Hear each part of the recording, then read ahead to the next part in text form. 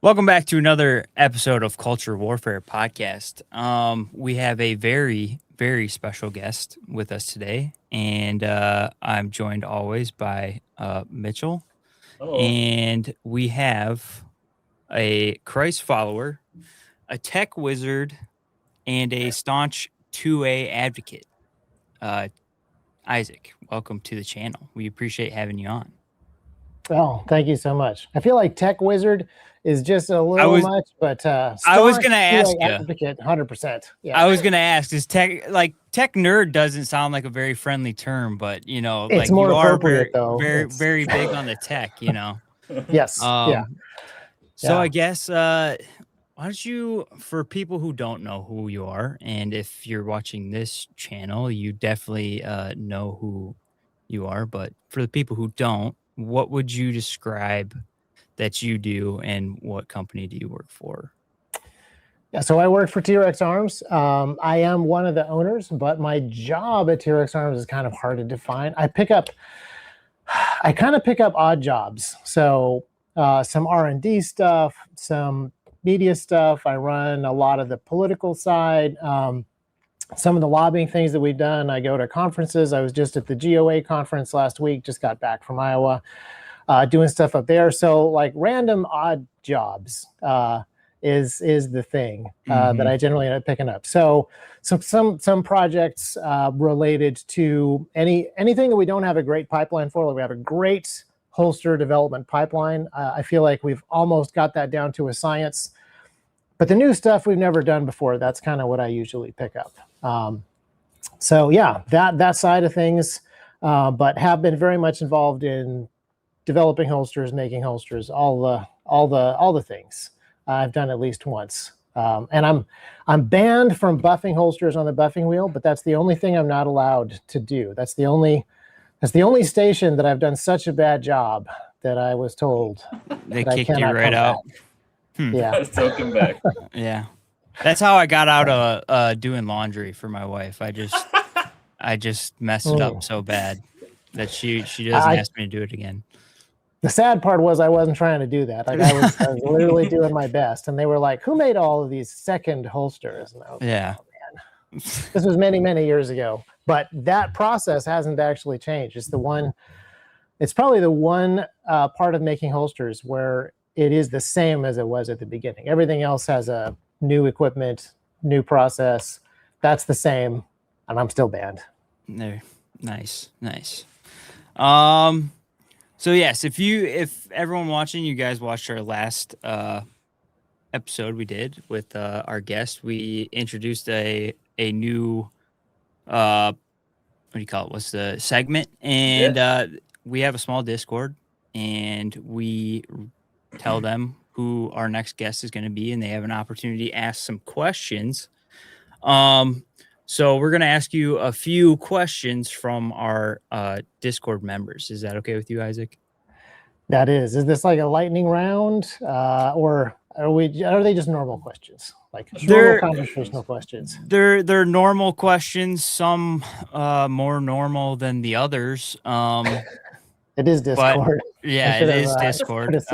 So there is one of those in there, but yeah, the first one, there's gonna be three of them. So the first one is, how is TREX going to distinguish itself from other companies in the market? That's a great question. Literally just had this conversation with a bunch of people up in Iowa at the Goals conference, because there's a lot of companies out there selling nylon. There's a lot of companies out there making Kydex holsters. There's and the quality, I would say, across the board has come up.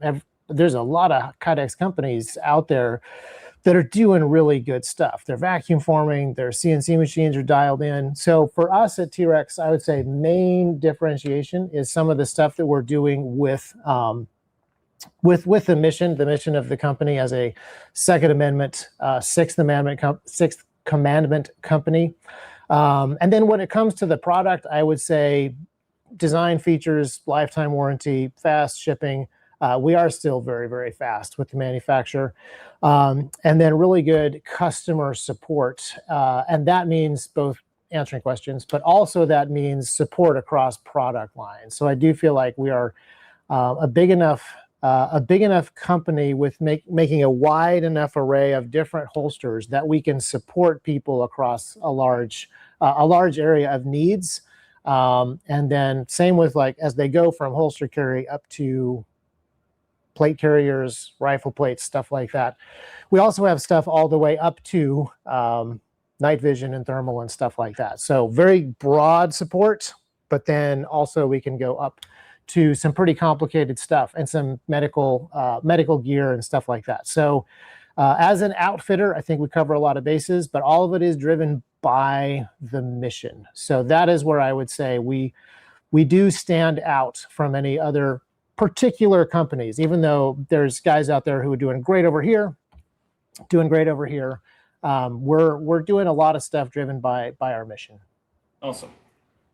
Our next question, this one might be a little bit longer-winded, but how has your philosophy on armed citizen preparedness changed since COVID? What beliefs have stayed the same, and which ones have you reconsidered? Okay, I'll try not to be too long-winded. I would say most of them don't necessarily have to do, because it was about armed citizens. Most of it doesn't have to do with the arms themselves. And I don't think that anything happened in 2020 that totally shocked me, in that I wasn't surprised that many of our nation's bureaucrats and many of the world's leaders were as tyrannical as they showed themselves to be in 2020. That didn't surprise me, but the ways that other systems broke down surprised me a little bit. So I knew we'd moved a whole lot of manufacturing to China. Like I knew in my head all of these things, but we ran into some major supply chain issues during COVID. And I'm just talking about TREX. I'm not talking about Ford and GMC and like big complicated companies. Our holster manufacturer and Island manufacturer, our metal fasteners, we ran into some significant supply chain issues just being a little tiny company. And so that has really prioritized a lot of, when it comes to armed citizens, when it comes to a citizen defense industry, I've really become much more passionate about these things. And so not just making good gear for people, but working to find other good suppliers and vendors and trying to get as much supply chain as local as possible, raw materials, stuff like that. That just is a higher priority for me than it was 6 years ago. It's not directly related to the armed citizen, but it's only a couple of steps removed to what the armed citizen needs. And if there is tyranny, warfare, economic warfare, whatever, that supply chain side is such a huge, vital part of what it is that a free nation needs to maintain its freedoms, or for the people of a nation to flourish. So very much reprioritized a few things in that space, or became more passionate about them. But everything else also just kind of escalated. Like some of our political stuff, we said like, oh, well, if they're going to take the mask off and go pedal to the metal, we're going to not hold anything back either on some of our political agendas.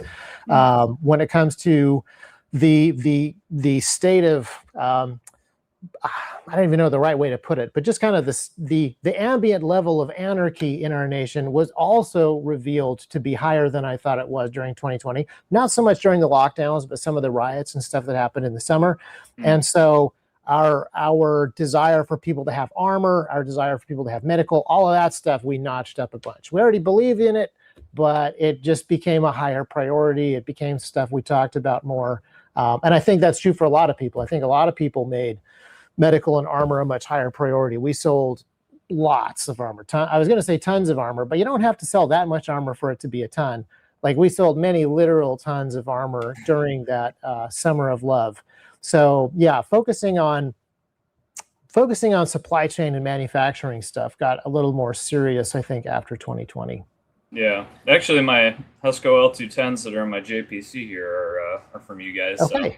Yeah, I was gonna say, nice. the plates that I bought were around that same time, and I got them from you guys. So Yeah. The HESCO plates are phenomenal. We have a new plate now. What you have is great, by the way. We have a new plate now. The T212s are a slightly modified version of that plate. We removed some of the 308. It takes a fewer 308 hits, and as a result, is half a pound lighter and quite a bit cheaper. So we're very happy with that plate, as long as, you know, as long as communists don't shoot you with Mosin Nagants. Then you're in trouble. Love those. I was feeling real good about that plate until we saw a couple of guys shooting at ice with Mosin Nagants, and I was like, man, we were past that. But, yeah. L210s are great. L210s, phenomenal plate. HESCO, ceramic body armor is great.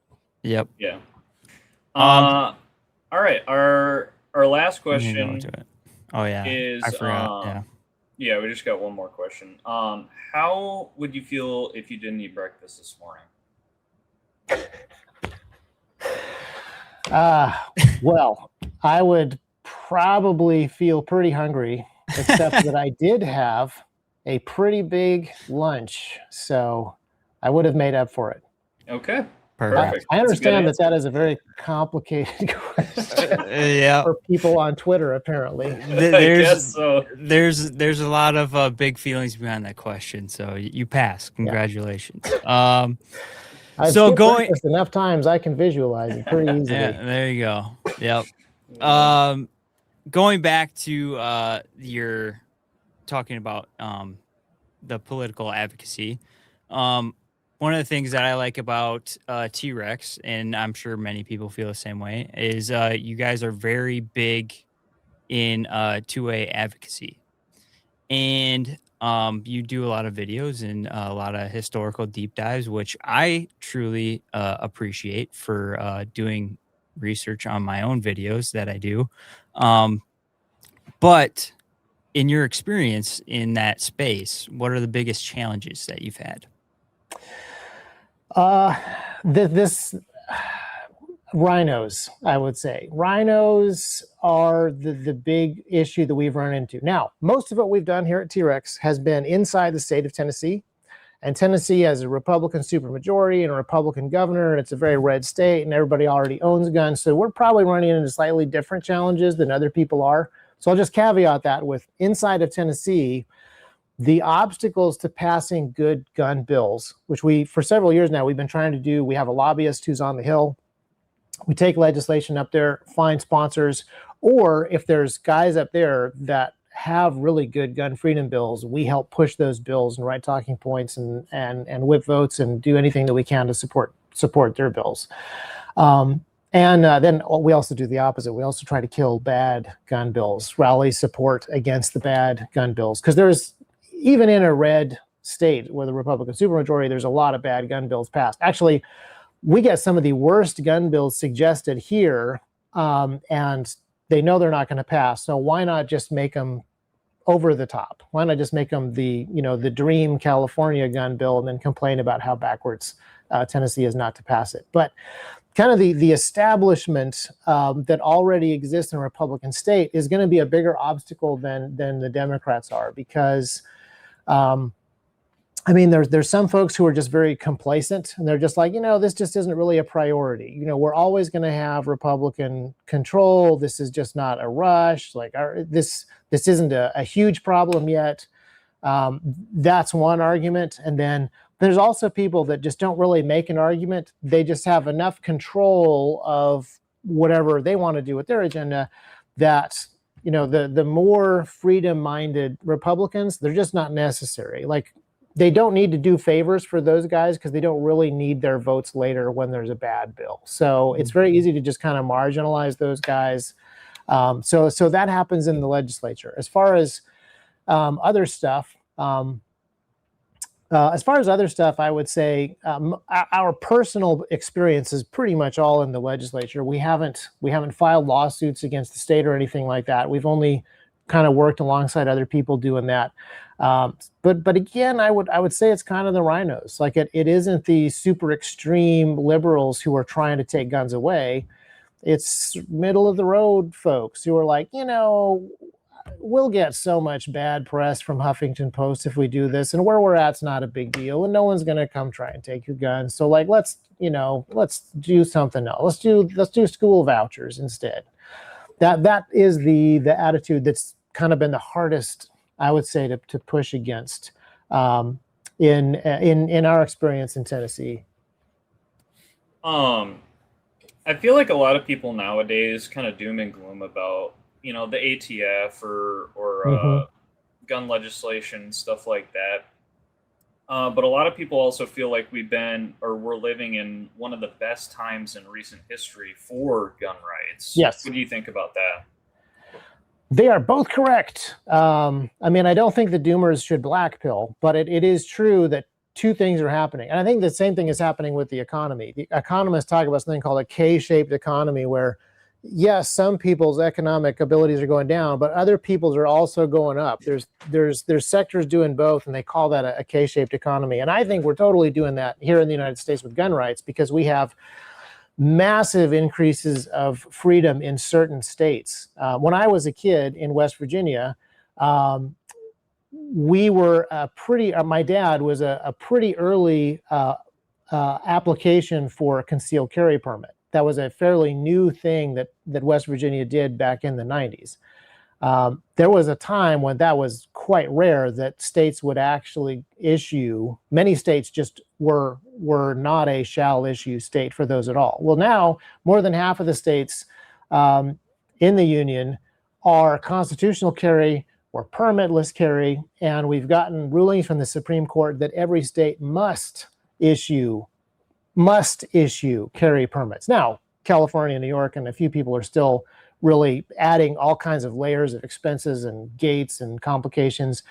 But we've won a huge amount of freedom in this space in most states and even nationally. But at the same time, the DOJ is still running really bad cases.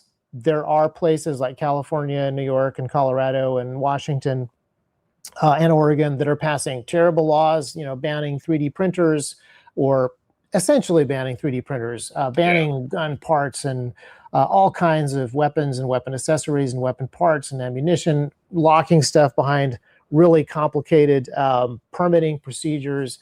So we're seeing both. We're seeing both things happen at the same time.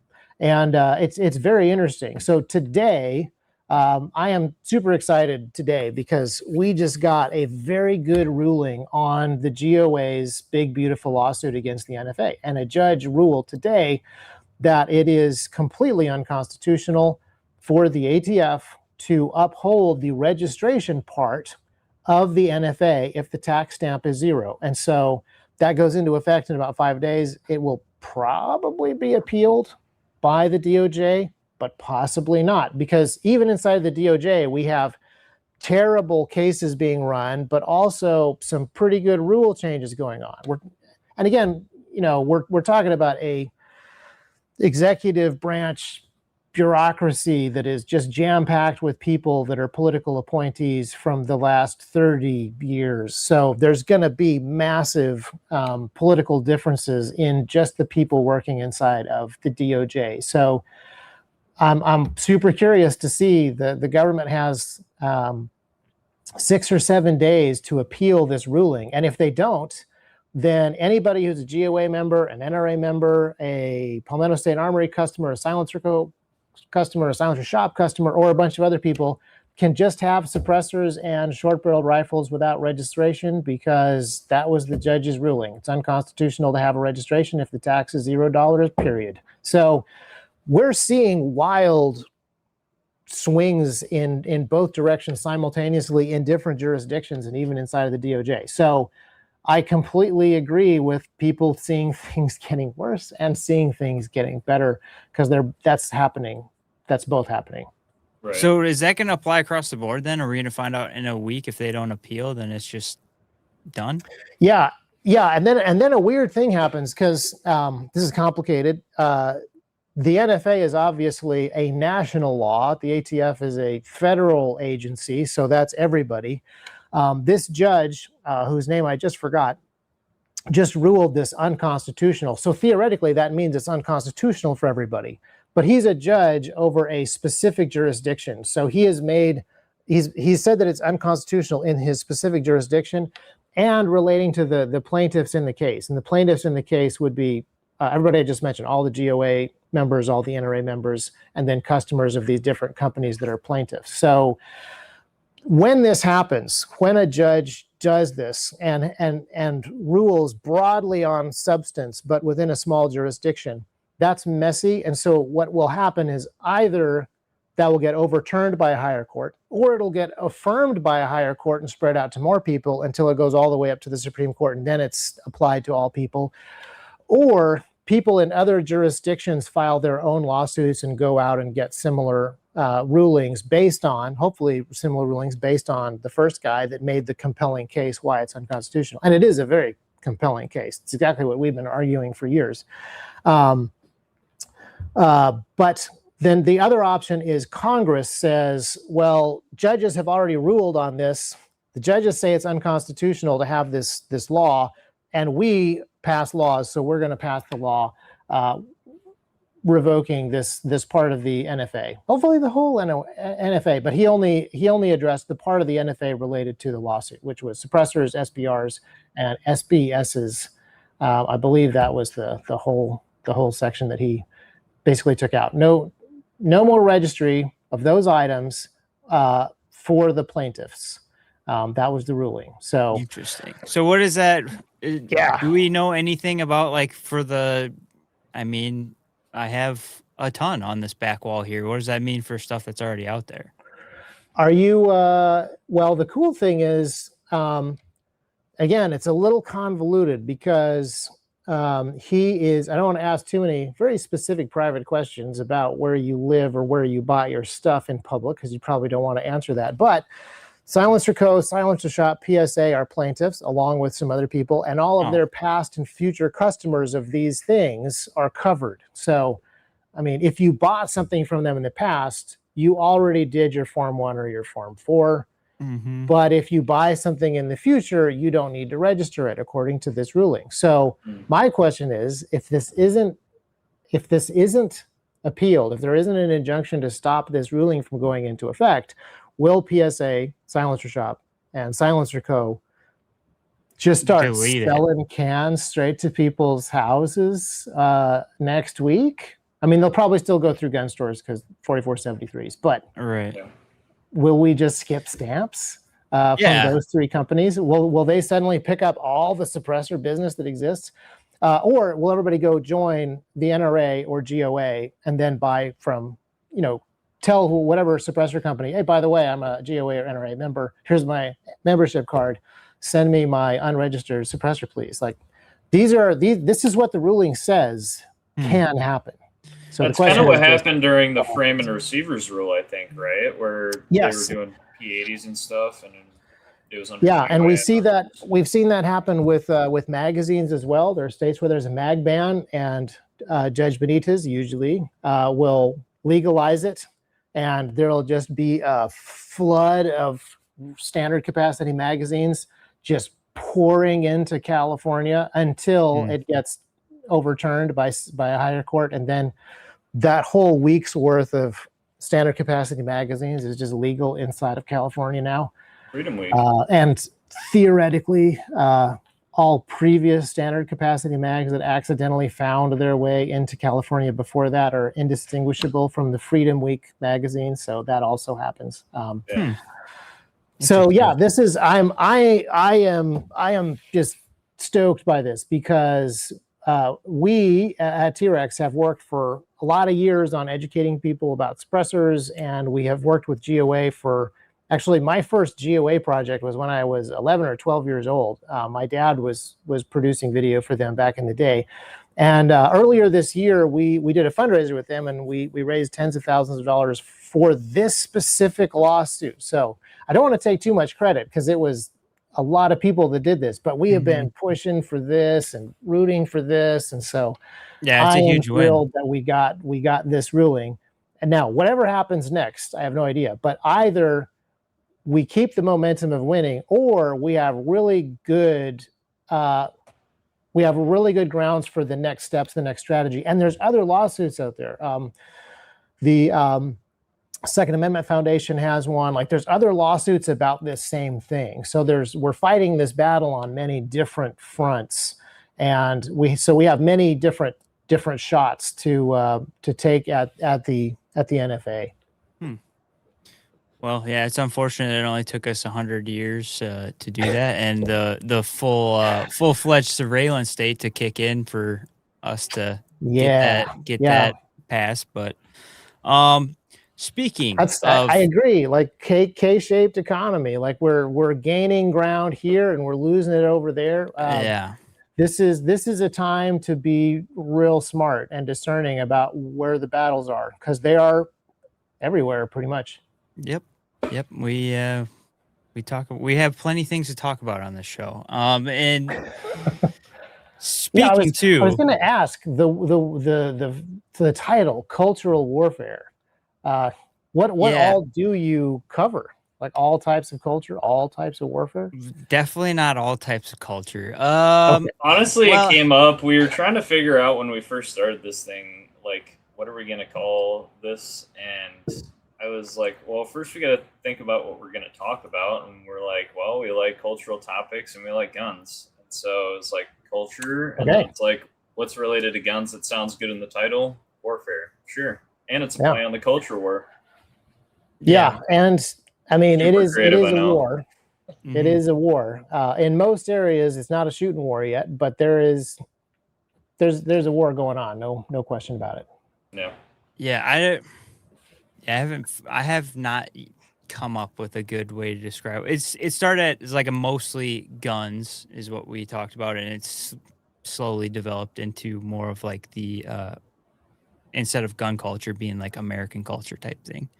I think we would consider ourselves Christian nationalist is what I would describe the show as. Dissident Right podcast is.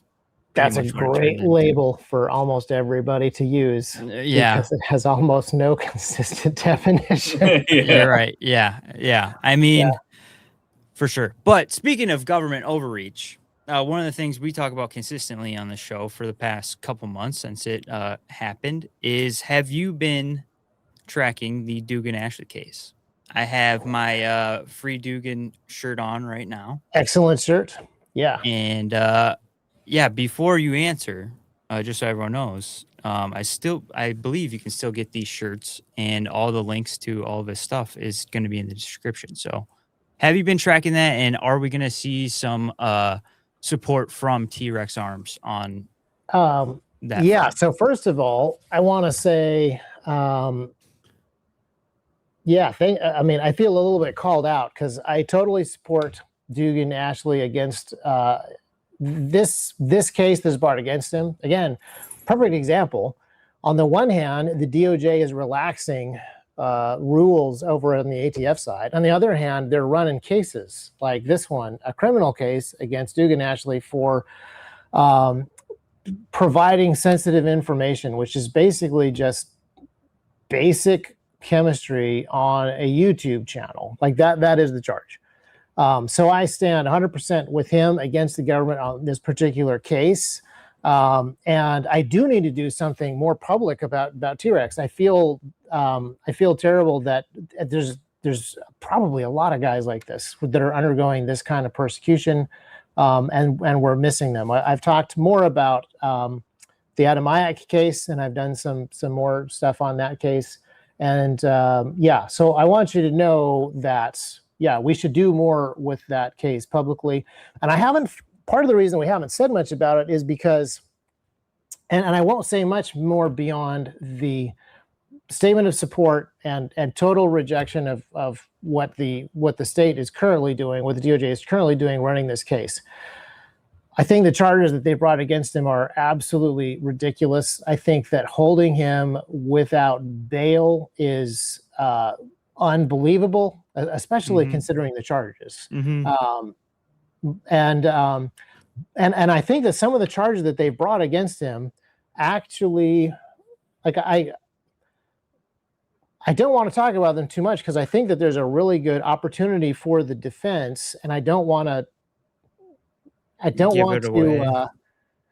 Yeah, but since I haven't talked to anyone on their team, I don't know what stuff do they want to publish as and try to undermine, or what are they actually wanting to, what their actual case is, and do they want attention? Because there's some cases where what you want is attention. You want to bring as much attention to the case as possible and win in the court of public appeals or the court of public opinion, or you want to actually get a Donald Trump pardon ahead of time or something like that. And then there's other guys that have the opposite approach, which is, no, I want to beat this thing. A friend of mine was prosecuted by the federal government recently, and he refused a plea deal because he wanted to fight it all the way to the end, even though he got given a very good plea deal compared to what his penalty would have been. And he got a pardon from Trump, but he was, so there's many different strategies, and it's hard to figure out what winning looks like, or what the best win would be, or the most effective win that would actually protect the most people in the future. So until I know a little bit more about what it is that the defense wants to do, I don't want to get too far into what I think strategy should be, other than to say the DOJ is completely wrong to bring expect these kind of penalties with these kind of charges, and to conduct themselves this way, and that for the judge to make this particular ruling based on what they are alleging. So yeah. Now my hope is to find out more, and see if there's any way that we can help and do something that's legitimately helpful. Some of these cases are complicated. Like even the case we were just talking about against the ATF, and specifically addressing the NFA, because the Second Amendment Foundation has this other lawsuit that kind of covers some of the same issues because of ATF versus Brown, some of their cases that are out there.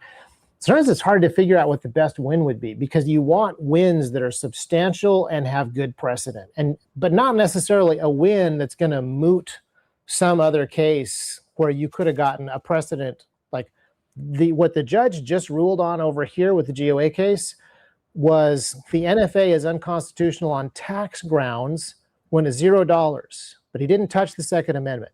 And so over here, we have another case where we should get a Second Amendment ruling that says the NFA is unconstitutional on Second Amendment grounds also.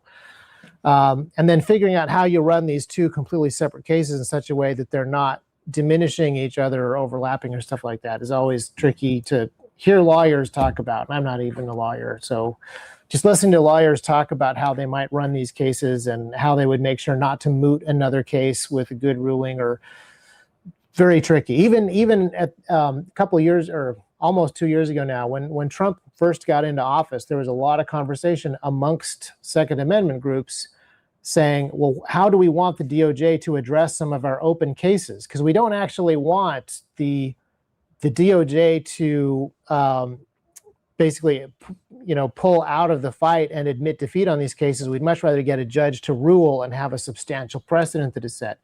And as it turns out, they shouldn't have worried. The DOJ has not actually listened to them or pulled out of any cases or done any of that. So, yeah. I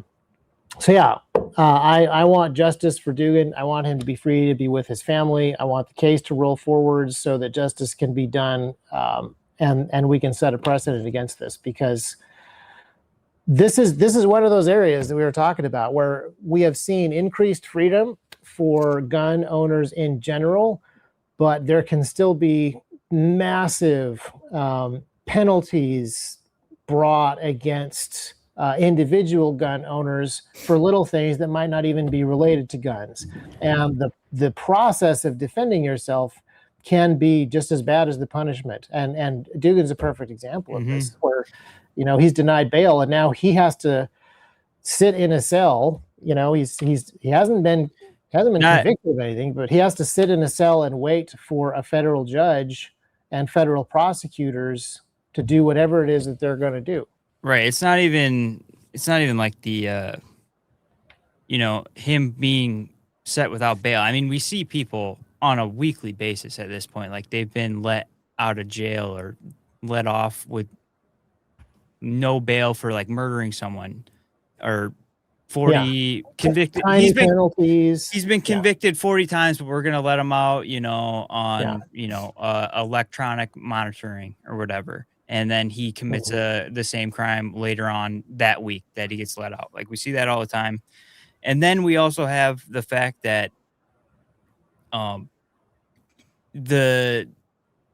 he has MS, right? And they stopped his benefits. So he has a whole medical situation that he needs to take care of, that the VA cut off his benefits. So he can't get treated while he's in prison. And then on top of that, his family got debanked recently. Yes. Oh, yeah. I was going to say, shame on the DOJ, shame on the VA. And then I forgot the USAA. Yes, shame on the USAA for debanking him based on these. I mean, even if these were real solid allegations, there's no conviction yet. So banks should not be acting on just baseless or unproven allegations. Right. So yeah. Well, I thought I wasn't finished pointing out people who, But it's he needs help. So yeah, any support would be fantastic. I know that you can go and give to his legal defense at Give Send Go, but I haven't gotten a sense yet whether what is going to be most helpful to him, whether it's full court press from GunTube or whether it should actually be something else. Everything as far as support goes, I think I have everything that I'm aware of.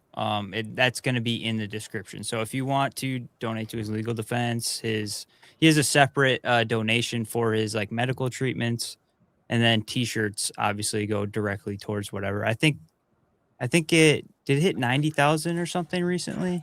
It's just under the last I checked. Yeah, it's getting up there, but he's going to need a lot of money and a lot of help to get him through it. And so good on you guys. Yeah. Okay, so here's another question. The gun industry is changing. The GunTube is dead kind of talk is going around YouTube and Twitter and Instagram and stuff like that. And hammer to lock. Consumers are calling out show content, poor advertising or even like misadvertising, stuff like that. Why do you think that is, and what do you think companies could do to adapt to that and build trust with their consumers? Oh, that's a tough question. So I had this conversation with a few different people in Iowa at the Goals Conference. I talked to a bunch of, it was, to be honest, it was kind of a quiet conference. Like, I don't know if you guys know this about Iowa, but there's not a lot of people there. There's nothing there. Yeah. Not really anything going on. I've drove through there a couple times. Yeah, Des Moines was quieter than I remember it being, which was great for traffic. And this was actually a great conference for me because it was quieter. I was able to talk to a lot more of the vendors. I was talking to more GOA folks. And then next year it's going to be in Florida, where it's probably just going to be like shoulder to shoulder, wall to wall people, which will be great for people selling stuff, and then not as good for me trying to talk to different companies. But we talked about this issue a lot because the gun industry has kind of been forced off of most of the main advertising channels of the day, which are like Google AdWords and Meta ads and things like that. There's a lot of things that just cannot be on there because of their policies, and firearm companies are the hardest hit. And so a chunk of the gun industry, a pretty big chunk of the gun industry, has done a lot of its marketing on social media, not through ads, the ad technology that the platforms give you, but through like more organic ads where they go straight to the people with the YouTube channels who are making the content. They have really depended on those channels in ways that like other industries haven't. Like if you watch a tech channel like Linus Tech Tips, he'll get sponsorships from Samsung to talk about something, but then Samsung can also buy ads on that very video. Like Colt, Beretta, Glock, they can't buy ads on YouTube in the middle of a Garand Thumb video. So So the gun industry has really leaned on these kind of alternative, more organic types of ad placements and sponsorships and things. But YouTube is also at this point really squishing GunTube. I know that there's a lot of reasons that you might think GunTube would be down. Like GunTubers have already shot all the guns. There's almost nothing left to do. Like even regular YouTube feels like, you know, this is the 5th video I've seen of a thing that I would never have thought of 5 years ago. What are we doing? But YouTube is really squishing things down. And so there's a lot of stuff, like even our Titan launch video recently, we went to boost that because it is an ad basically for our company. And we're not allowed to link to our company in our YouTube description. We cannot link to TREX Arms in the description of any video on TREX Labs or TREX Arms at all, just period. But we went to boost our video talking about the Titan holster, and YouTube said, we cannot boost this video. This video is in a limited category because it might disturb people. And I think the reason for that is we show law enforcement guys training with the holster. And because Trump is in office, showing police officers might disturb people. So we fell into like that bucket of the limited content. So we can't boost the content by showing it to paying to show it to people. And you know, that's a, I mean, I like that video, but I also would say that's a pretty generic video. As TREX videos go, that's a pretty generic one. Like I have made videos in the past where I say pretty pointy things about ATF actions, and YouTube has been, you know, apparently relatively okay with those. So this is a measurable downturn across all the channels. I was talking to a guy who said that the I don't know exactly how he categorized these, but gun viewers, gun adjacent market viewers on YouTube now have less activity and engagement and clicks than those same people on Facebook. And that's the first time that's happened in many, many, many years. So that's wild. And I don't know that that's because Facebook has gotten a lot better. It's just YouTube has kind of been squishing these channels and some of these videos. So I'm not really sure what happens next exactly, because the gun industry is shut out of a whole bunch of I guess the whole economy, like not just marketing and ad tech, but if you're a gun company, you can't be on Salesforce. There's certain things that can't go on Shopify. There's various other like BigCommerce and other platforms where gun companies just aren't allowed.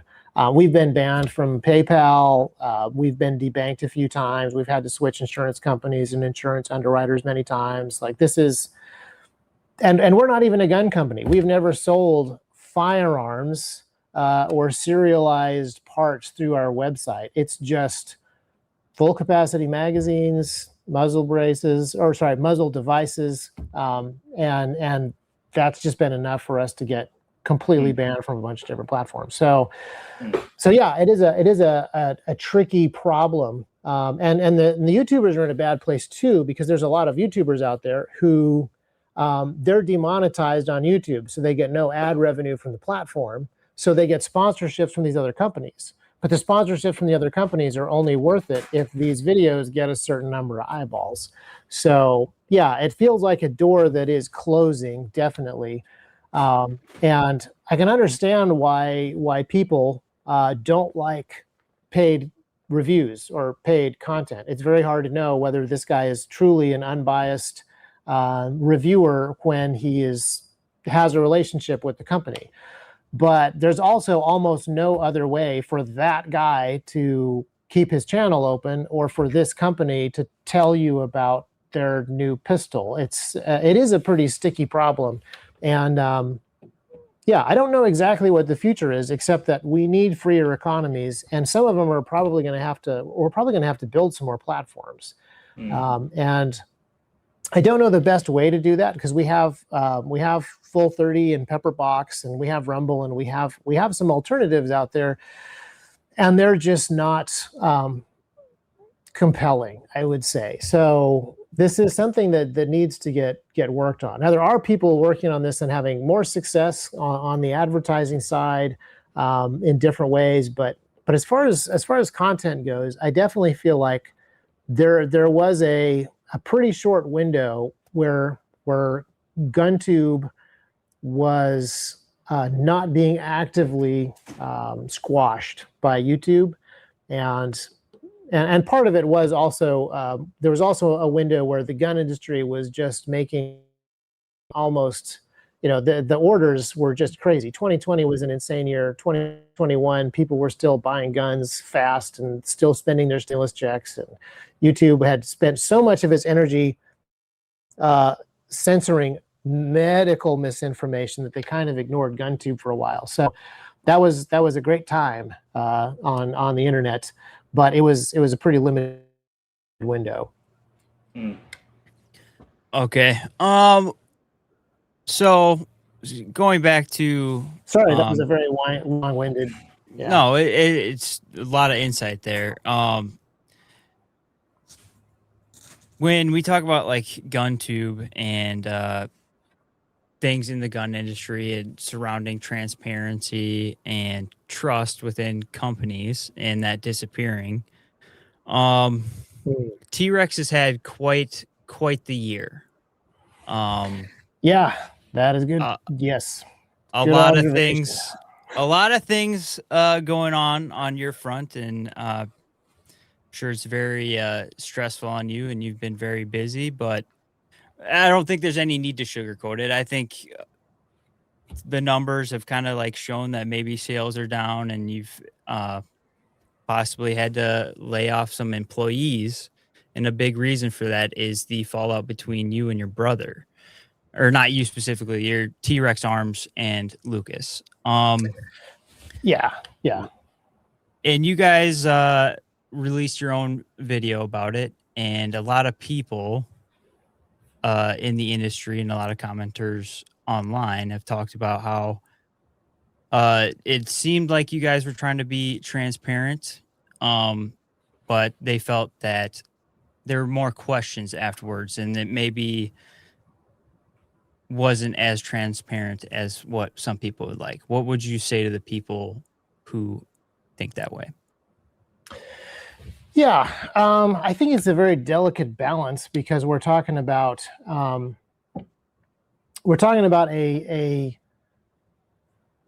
schism inside of a family, which I think is a very private thing. And I think it should have stayed private. But then, of course, there were impacts on a company, which is a little bit different thing. And then, obviously, Lucas was a GunTuber, and so obviously there was a public aspect to this. So yeah, but I do think people deserve a lot of transparency for the public side. But in terms of things that we didn't want to talk about and still don't want to talk about, a lot of those are related to the family side, and some of that is company stuff, and I would say employee stuff, or maybe even legal stuff, where the issue isn't that people need to know, it's that they want to know. So there's a lot of stuff that I think we can talk about the public aspects. We can talk about some of the business aspects, and a lot of the family aspects. I know Lucas has made a lot of very public statements, but that's an area where the rest of our family has wanted to be quieter. And I know that this may be a weird, kind of a weird statement, but we believe that we're trying to protect Lucas and Lucas's reputation as much as anyone by saying there's certain things we're not going to talk about. So maybe we should have said more.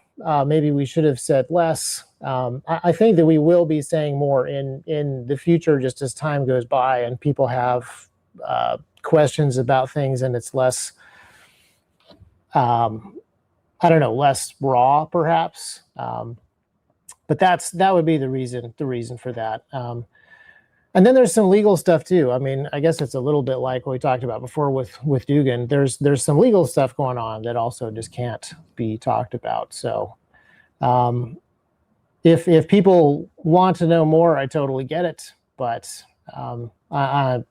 there are certain things that we can't talk about. And then there's some things that we just have chosen as a conscience issue not to talk about as a family. Yeah. So what do you mean by protect Lucas's reputation when you say that? And then yeah, on the second half of that, I think you're right. A lot of people do feel like people want to know more, and I think it's because Lucas and T-Rex in general are very charismatic, likable, and a cult following, really. And so it kind of feels bad to see oh yeah, the separation, because a lot of people care about the people involved. I think people want to be able to trust where they're buying their products from. And I think people believed in the mission that T-Rex has and openly states that they have. And with the public breakup and the claims that are out there, I think the view is that most people don't know whether or not they can trust T-Rex and the current position that they hold. Because the claims are that the public ethos that T-Rex has is not being upheld. And there's a lot of claims that are in question that people just are unsure of whether or not they believe T-Rex or they believe Lucas. I think people want to believe in the mission, but they just don't know if they can trust T-Rex at the moment. And that's part of what I meant by, I guess they all kind of, all these questions kind of congeal around an answer, which is Lucas has slandered the company and made some false accusations. And I'm sure that the internet would like to, see us fight fire with fire, because that's good drama. That's very interesting and entertaining. And I think that we can actually, because it is a family dispute, and that really is what it is at the heart of it. And because we really, really want to leave the door open for some kind of reconciliation with Lucas in the future, that is the main reason that we have not really engaged on a whole bunch of those things and just gone down the list and answered all of them. And Lucas has behaved in a way that I think does really,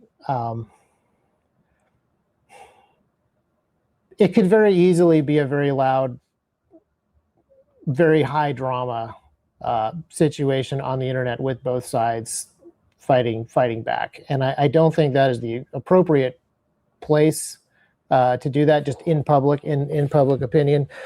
And again, our hope is for reconciliation with Lucas, and not just to go scorched earth, the way that internet, YouTube channels are supposed to fight. But the other thing that I would say is I think that because we have such a kind of a negative culture, I would say, and because there is such a negative attitude on the internet, even inside of not the gun industry as much as the gun culture, the gun community on YouTube. I would say you probably can't build your trust on anything that anybody says, and you should probably be very careful about throwing away trust just because of what anybody says. You should really wait and see what actions are the actions of this company, not just T-Rex, but are the actions of the company actually lining up with what they say? Does it actually still continue to be consistent with the mission or what they've stated? Are they continuing to do the things that they've always done? Those are the things you really need to look for, because talk is very cheap. Not just now, but talk is very cheap on the internet. So I would say that's what customers should really be looking for with any company. But there's also something more, and this is one of the things that is the most painful about the thing. There's a very painful family schism, obviously, here. But the other one is that what's really heartbreaking is the TREX didn't just have loyal customers. Cult following isn't, maybe necessarily the most complimentary thing, but TREX had not just loyal customers, and our YouTube channel didn't just have subscribers. There were a lot of people that loved TREX and the mission and being part of something that was more than just a YouTube channel and a manufacturing company. And I know that this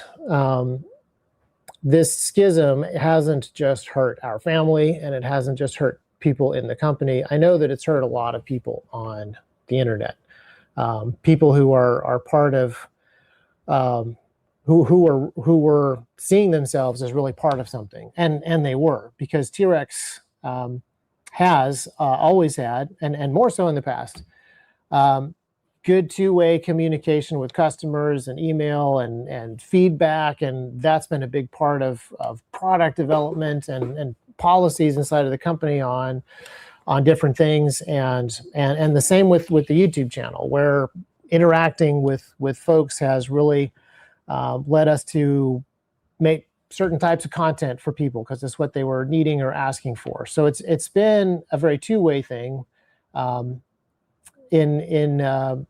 In a lot of ways, just a really, really great, wonderful thing. And so my heart really goes out to everybody that was a part of that on either side of the, on either side of the company, customer, viewer, producer, that team of TREX customers, fans, followers, and people at TREX. I really do agree that was something incredibly special. And that was something that got really damaged. And a lot of people really got hit by shrapnel. So is there any fear from the current ownership or any discussions behind the scenes so you're saying that the public breakup between you guys and the claims are out there, there's false claims, and you don't want to damage Lucas's reputation, and you hope for reconciliation one day, but you also believe in this mission that TREX is.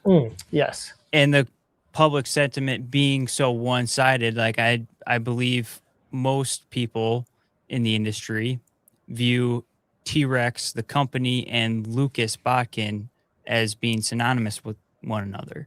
So I think, is there any that's true on the internet? I think that's true on the internet, but not so much in the larger industry. But sorry, I kind of interrupted you. Yeah. Yeah, I mean, we can get into that after this, but is there any fear that by not fighting those false claims that you'll put yourself in a situation where TREX Arms and the employees and the family that you are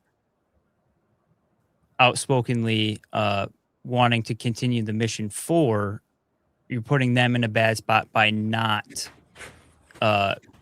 disputing the false claims that are out there? Yeah, that is great. That is a great question. And the answer is yes. It's a very hard position to be in. I guarantee you that if we had decided to unload everything on the internet, YouTube numbers would be much better. I'm sure that there would be very good click-through rate on videos about that stuff. I mean, you can see that right now. There's definitely channels where they're getting very good eyeballs and very good attention by talking about the drama. It's kind of died down a little bit, but yeah, that would be a way where we could absolutely get some attention and absolutely get some eyeballs by doing that. But again, it is this very, very difficult balance where we are trying to it sounds kind of silly to say we're trying to be the bigger man, but we are trying to not fight private stuff in public, and we're trying to really honor our brother, who is still our brother, and his reputation by just not addressing certain things. And that does put you in an awkward place when the gun industry is pretty slow right now, and getting attention and trying to convince people that they should buy from TREX instead of any other company is it is a very interesting trying to thread that needle, I would say. So what was the catalyst for the breakup? I'm sure this started a long time ago. What was the inciting incident to this? Or was it just a bunch of little things that added up into one big thing? I mean, there's a bunch of little things that, have always existed.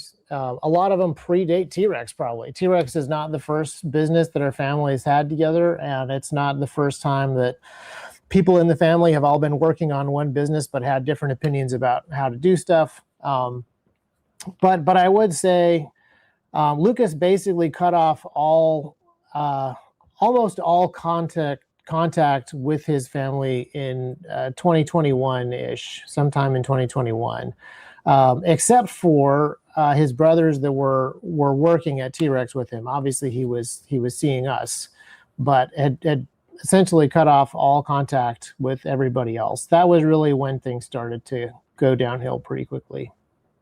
Does that mean extended family, or is that even family inside of your immediate family? Yeah, other brothers and sisters. Didn't come to Thanksgiving or Christmas. Didn't do anything with mom or dad. That kind of thing. That was when there's you could kind of draw like a curve, but then at some point the curve starts to get steeper. So it was probably, that was really where it felt like things were on a bad trajectory at that point. So then after that, we get if we kind of go down the timeline here, you guys posted a timeline once you guys made your video. Yes, on the TREX channel. On the TREX channel, and website. You posted the timeline in conjunction with your video. So around 2013, Lucas starts TREX, and David Botkin, your brother, and David Knorr join. And then in 2015, 2018, the original partnership agreement was signed, and then you joined and the shareholder agreement is signed. What were some of the conflicts, or were there any interpersonal conflicts in that time frame with, say, the shareholder agreements, or was everybody kind of already on board with everything and it was just there weren't really paperwork conflicts. Like most of the conflicts were around just other business stuff, like policy stuff, like how much we were going to spend on politics, or whether we were going to keep certain features on a specific holster, or stuff like that. There weren't really these kind of contract disputes with the original shareholders agreement until quite a bit later. Okay. Yeah, because I know Lucas claimed in his video, he said that there was no lawyer present at the shareholder agreement for him to talk to when that was going down. And then I think it was Brandon Wombat. Yeah, there was definitely a lawyer there. There was a lawyer there. So would that be one of the claims that you would say Lucas made that would be false? Okay. Yeah, and I think that's probably a good one to correct. It's a kind of a lower octane one. Sure. Yeah. And it was just one lawyer, correct? Just one lawyer. Yeah. Just going over the document help writing that agreement. Okay. And there was no like conflict with the paperwork when you guys were all dealing with that at the time?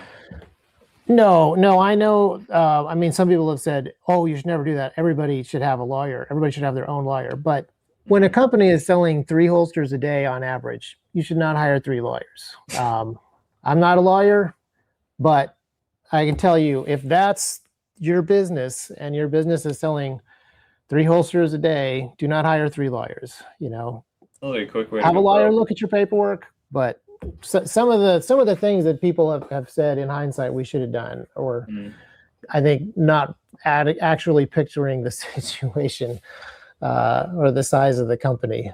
Sure.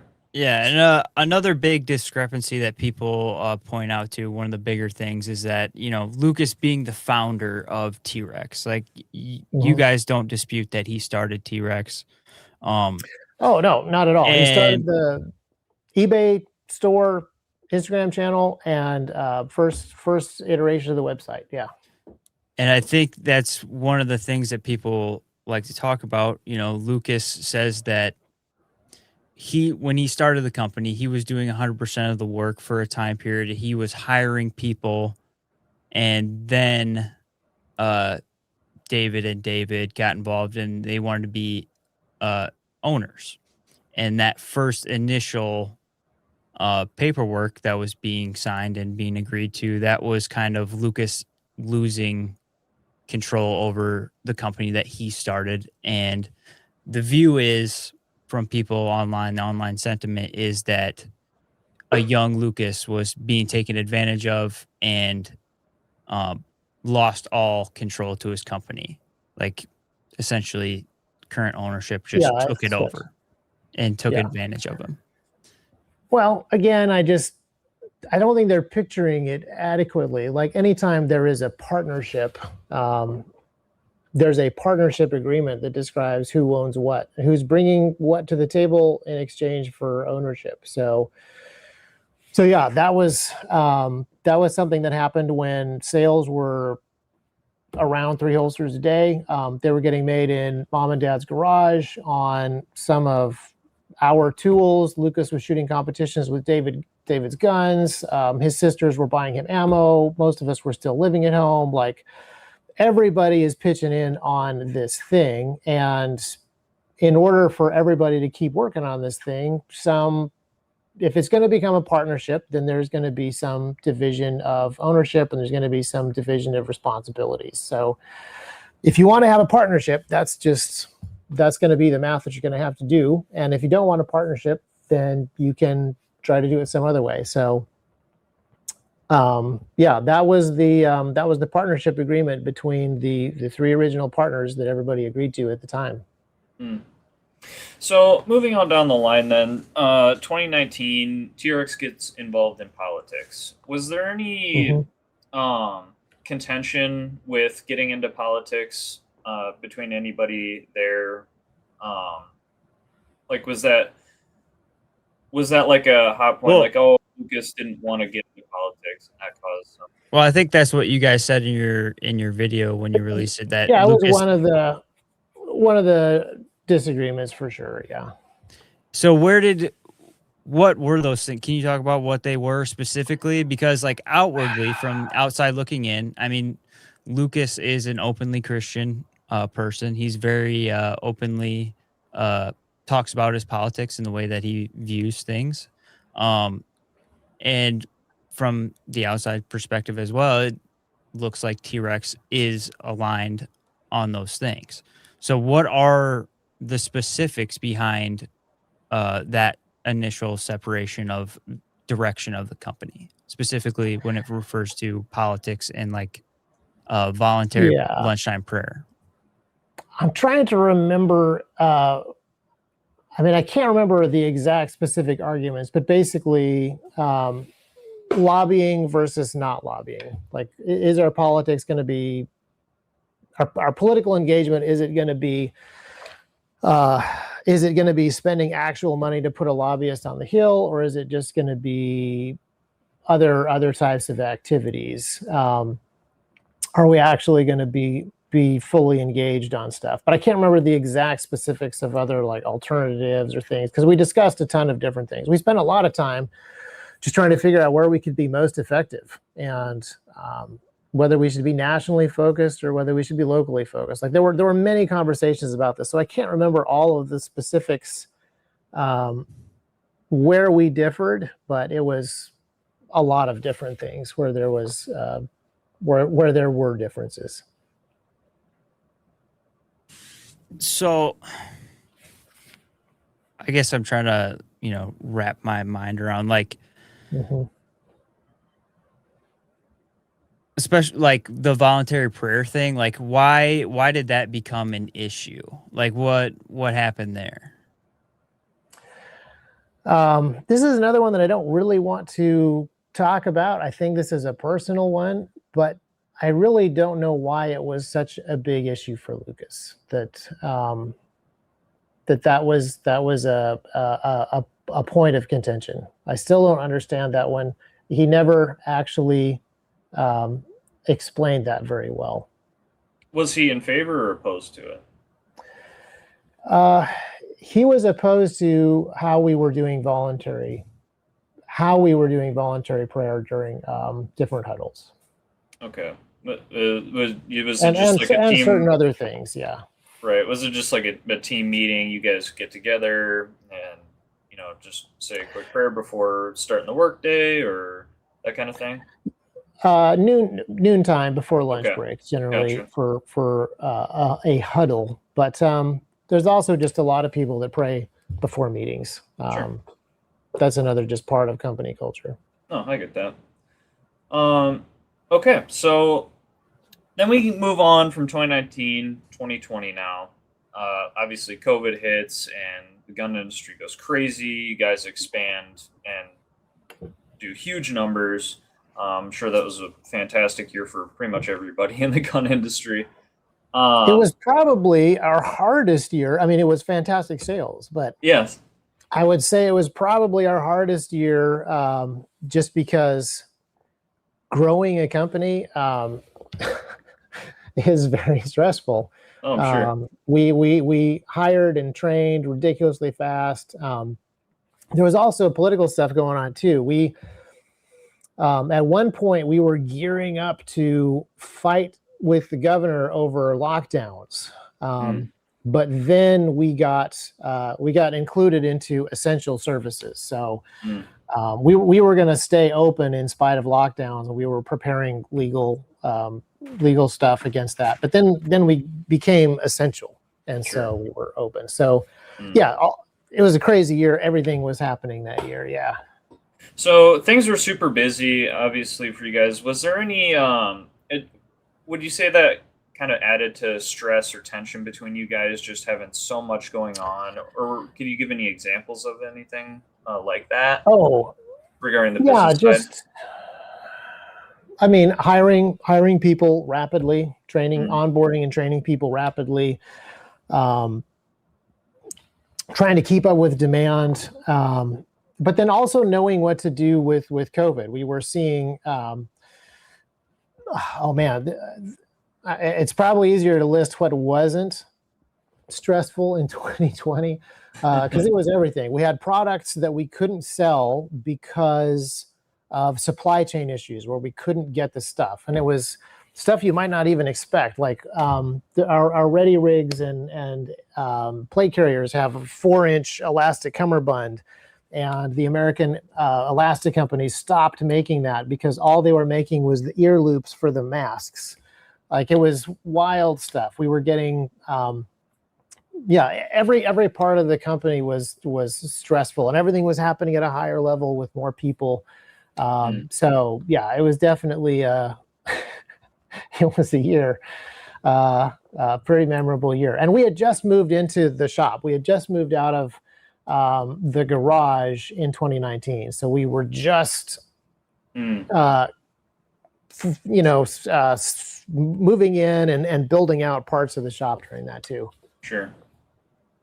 And that's right around the same time when Lucas was getting married at that point, and that's where another point of contention that you guys had in between your videos. So specifically, one of the things that people are questioning is Lucas claimed that he was told that his wife needs to have a prenup when they were about to get married. And then T-Rex's video that came out afterwards made it seem like that was Lucas's idea, or he came, I believe specifically the quote was, he came to that conclusion that he needed to have her sign a prenup. And I think I have the quote here. I think this comes from David, your brother. When Luke was moving in the direction of marriage with Kara, he recognized that he should have a prenup. And I had an idea that if we made it a company policy that unmarried owners, which would apply to Lucas and David Knorr at the time, had to get prenups before they got married, that would give Luke support and back him up. And so people are kind of like questioning, like, was that something that came from Lucas, or was that something that came from you guys? And like, what did that look like? Because that was a pretty big point of contention. Well, David had that conversation with Lucas, and I believe that David is telling the truth, and that is how the conversation got started. I mean, think for a second about what I've just described, like the trajectory of the company in 2020, how fast it's growing, how much demand there is. Do you think a prenup was on somebody's mind at that point? Is all I'm saying. I believe that Lucas was thinking about it just based on all the circumstances, and I believe that David was trying to figure out a way where he could take care of his little brother. And so, yeah, I'm with David on this one. Even though I wasn't part of the conversations, I do believe David. Right, and I think from a company perspective, that makes sense. But in his video, he claimed that he was pressured into it. Is that something you think that was one of the false allegations that you're talking about, or was that he maybe just mixed it up? He didn't get any pressure from. He didn't get any pressure in any meetings that I was in. He didn't get any pressure from me. So, okay. The question would be. Yeah, that one is personal. I don't believe that any of the officers were pressuring him. Okay. Yeah. Was there any because then I think in rebuttal to that, say Lucas and Kara wanted to make sure the other married owners had post-nups, and was that a point of contention between you guys as well? Getting post-nups, or is that kind of just like, okay, sure? I still think it's kind of silly, but we did it. I mean, I don't know about contention, but we did it. It wasn't a point of great argument, but I still think that it's silly. If you ask about enforceability or things like that, it's just kind of a formality. What about it is silly? Well, basically, just the enforceability of a post-nup versus a prenup, legally speaking. Sure. Is there less I'm not a lawyer. Yeah. Okay. Yeah. Didn't know how all that worked. I've never had to deal with and a lot of it. So I mean, know. Of all the lawyers that I am not, divorce lawyer is the most lawyer that I am not. But yeah, the assets and when they were made and all of these things are all factors into these things. So sure, it's obvious that people commenting on this are also not divorce lawyers. So yeah. Yeah, I think it would just be most people probably don't really care one way or the other about the specifics of the situation between the brothers or whatever. I think it, like we talked about before, is like everything really comes down to trust. Like, I think that in Lucas's video, he made it sound like you guys wanted him to get a prenup, but you guys refused to get post-nups, is kind of what it sounded like. And so a lot of people think, well, that's kind of weird. Why wouldn't they do it in reverse? Well, we have them. I mean, it's one of those things that I don't want to like put a picture of it up on the internet to win an argument about something that is really unrelated to stuff and is very small, and it's also seems very personal. So he did say that you guys did eventually get them, and so I don't think that was necessarily a big point of contention between the sides. But yeah. So moving on from that, Lucas and Kara get married, and then in 2021, Kara expresses interest in getting a job at TREX. And yeah, a lot of stuff revolves around like the treatment or the perceived treatment from Lucas's video that his wife received, and I think that's what people really care about more is how the founder's wife was treated, and as far as being able to trust a group of people that own a company, you know. So it seems like there was contention between your guys' video and Lucas's video, where Lucas says that they didn't hear back from anybody at TREX, the HR. There's no meetings or anything to follow up on her job application, whereas the TREX video, you guys said that there was meetings, just didn't decide that there was a place. What do you have anything to say on that or expound upon that? There were definitely meetings, and there's definitely notes in the HR files. So if Lucas wants to contend that they didn't happen, I mean, he should have some evidence, I guess. But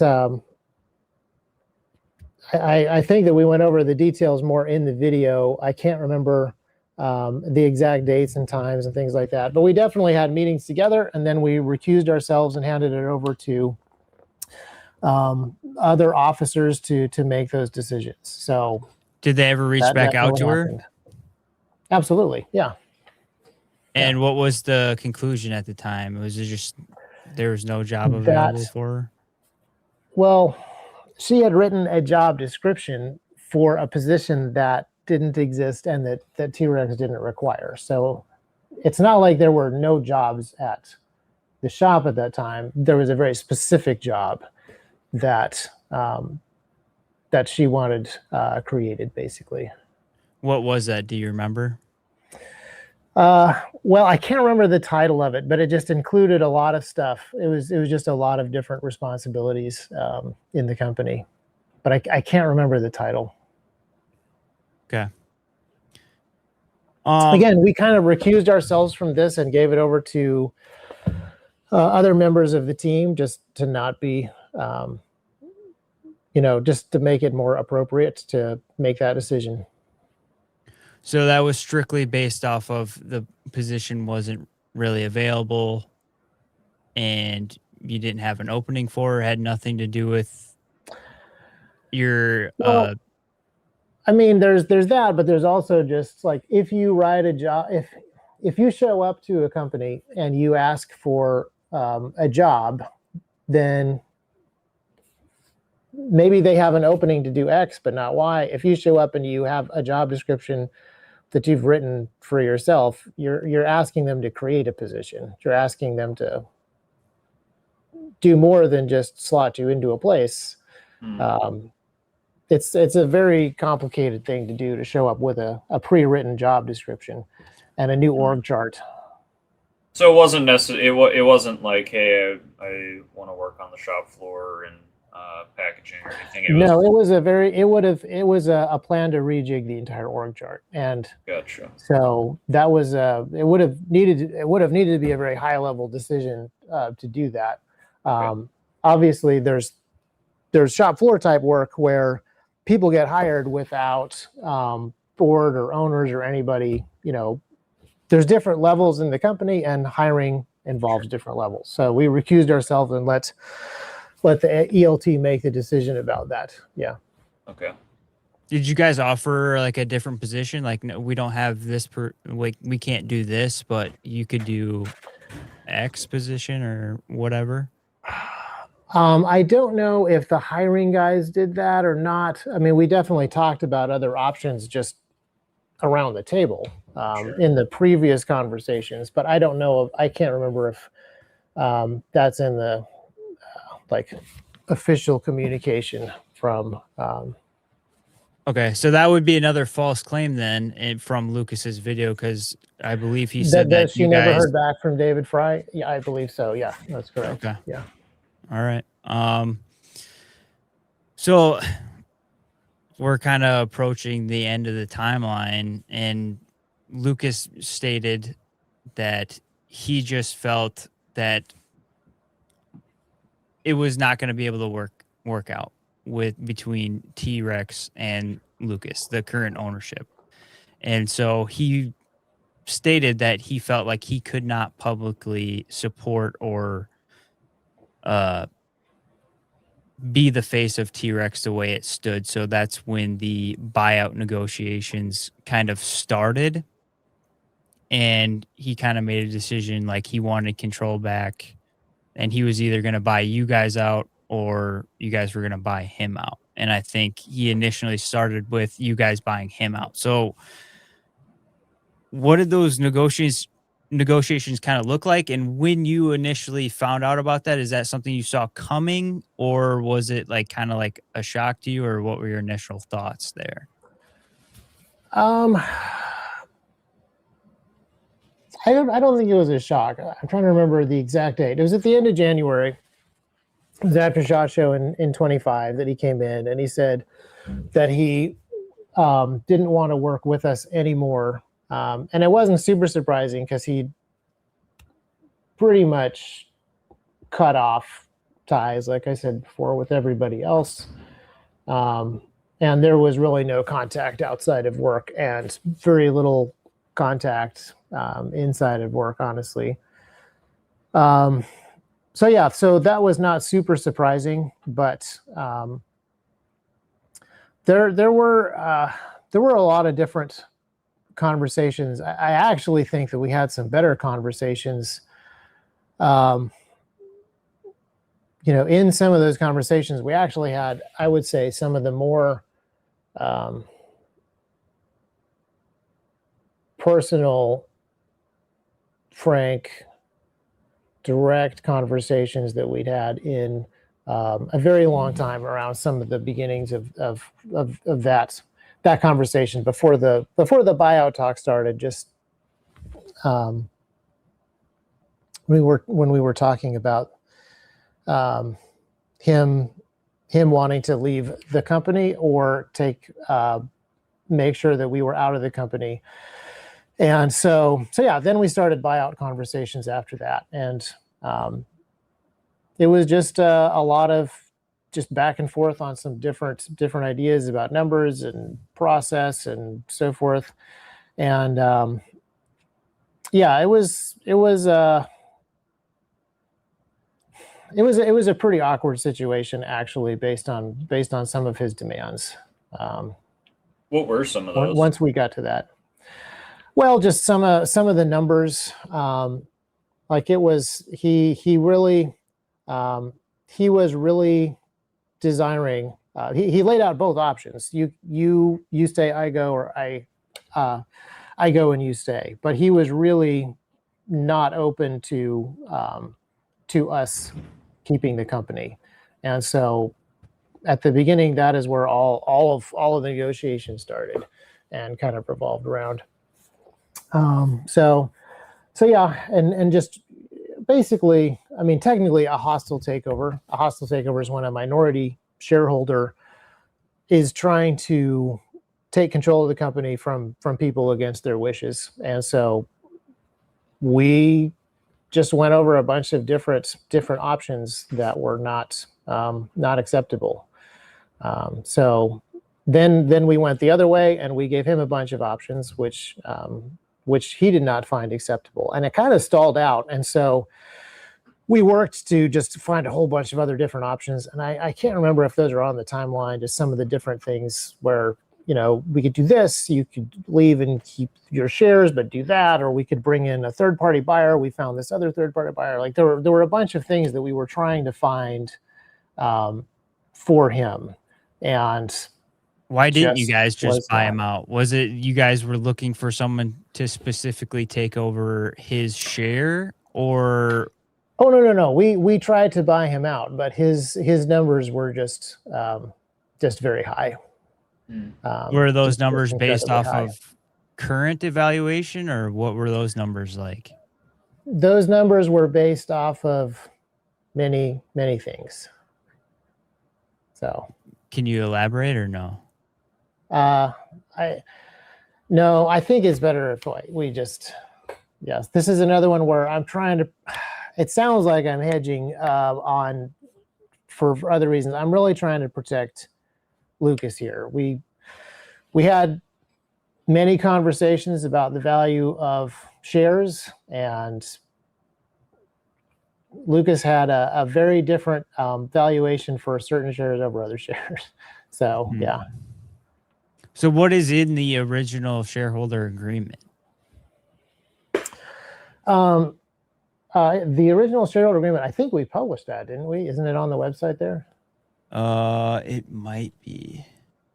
I haven't looked at it in a while. Do you remember what it is off the top of your head? I do not.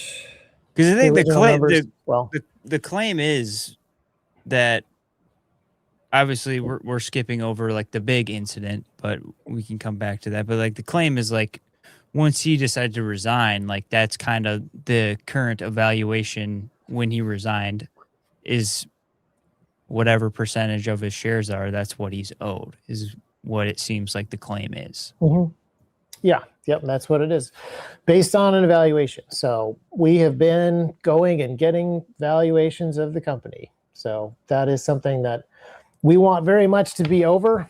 And I think we have done the lion's share of the work in preparing all the documents and so forth. I mean, that's understandable. Whoever is running the company is the one that has does the work of those collecting all those documents. But yeah, we've now gotten multiple valuations from different certified evaluators. So you have a verifiable number from a third party for at the time when he resigned, and he's still not taking that? Is that what you're saying? That is what I am saying. The conversation is ongoing. None of the previous offers have been taken. So Right, that's because I feel like yeah, go ahead. Oh, I was gonna say some people claim that you guys are trying to sell him the company or whatever, offer him what the company would be at now because you guys are wait until the company's valued super low because you guys are doing terrible and trying to shortchange him on what he should be owed, kind of thing. So it's more based off of when he left, not like now. Well, when he left, remember that he had been making. Yeah, I'll just leave it there. When he left, we already had a pretty good idea of a number. We already had a pretty good idea of what he was going to do, and evaluators have access to all of that data, and multiple certified evaluators have come back with numbers. So okay, that's all that I'll say. Gotcha. Briefly backtracking, let's talk about the incident, the sexual harassment claim. Just touch on that. TREX Arms does have a no tolerance policy for sexual harassment, correct? That is correct. And is it also true that TREX Arms fired an employee for watching pornographic material at their own house on their own device before 2025? Not that I'm aware of. 2025? Yeah, because I think there's not aware of this. Controversy that it's been alleged that TREX Arms fired an employee for watching porn at their own house, and somehow TREX got wind of that, fired that employee for doing that. And then this is the first time hearing of it. Fast forward to 2025, you have employee, a son of one of the executives, send pornographic material to Lucas's wife, and that person was not fired immediately. They were put on. They were suspended or temporarily suspended while you guys did an investigation, and then later on they were allowed to quit instead of being fired from T-Rex. So people point to that as being a bad look on T-Rex's part. I would say both of those statements are incorrect.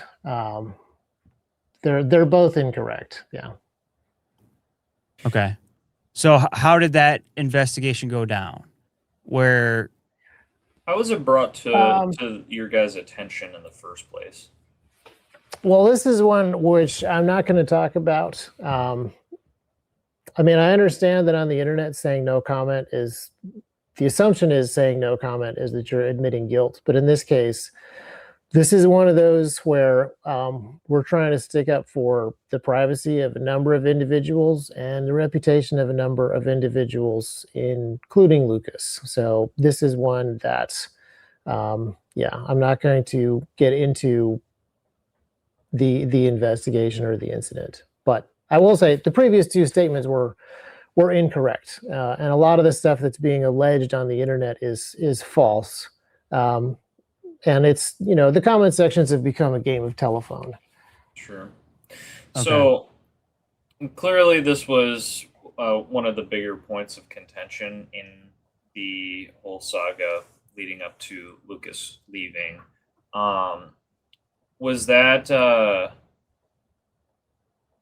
do you think that was the straw that broke the camel's back? It was definitely the moment that Lucas decided to do what he had been talking about for a very long time. Okay. So, in your opinion, was Lucas was growing like discontent with the current ownership of TREX Arms, and it was something where he was trying to force your guys' hand? Is that your view on it? Wanted to see what you guys were going to do about it, type of thing, or?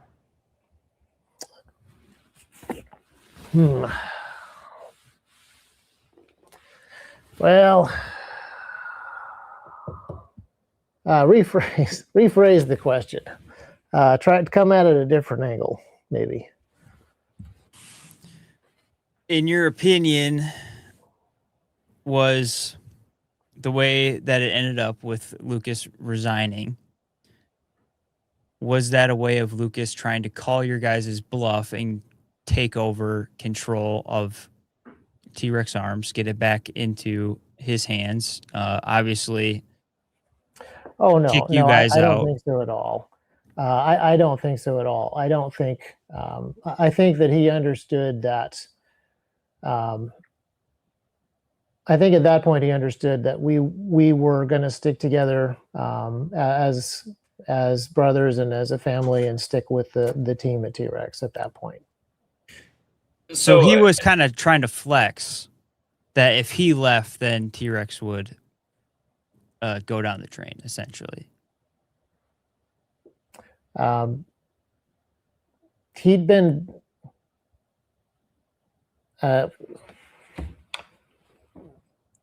that's putting it very mildly. Well, how would you say it? I wouldn't say it. Okay. This is another one where I would just say Lucas understood at that point that we were gonna stick with the company and we were gonna stick with our people, and that that I think was the end of the negotiations, and that was the end of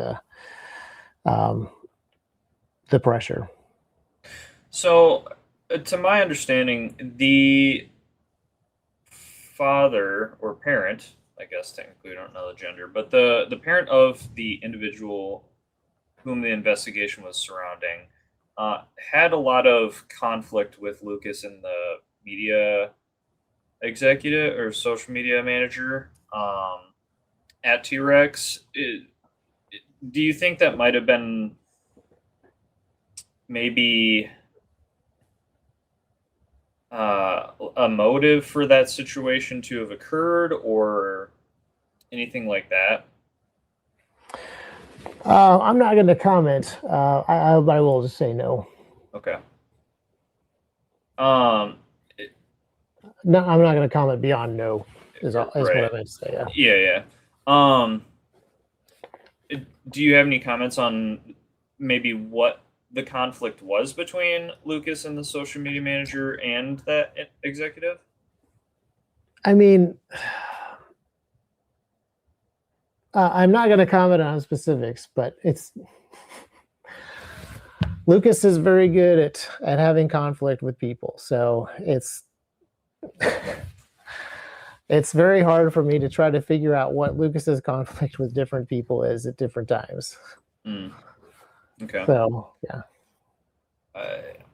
Because I know that on the stream that Brandon Wombat did with Focus Trip, he talked about Lucas just kind of had a problem with a lot of people. Would you agree that's kind of how it was, in the company culture? Lucas just couldn't play nice with anybody? I'll say this. I'd say the second saddest thing about all this, the first is how much it has the damage has hurt people in the community. The second is that Lucas is somebody who I would say he benefits from having a team. I've rarely seen anybody who is just like when he has a team, a good team around him. He's a very accomplished person. You know what he's good at, but he is a person who benefits immensely from having a team. But it is also very hard for him to work with a team. So it's a very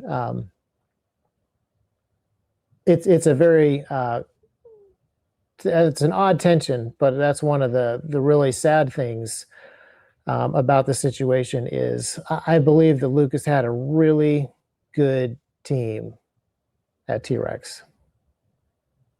And another thing from that interview was Brandon claimed that Lucas also had several fireball offenses that just never were mentioned and only surfaced afterwards after he left. Can you talk about what those were? And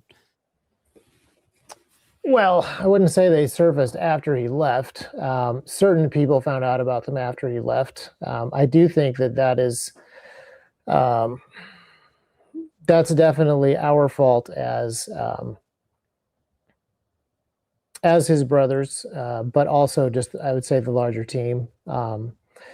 There were ways in which we should have been a better team to Lucas and held him accountable for more things.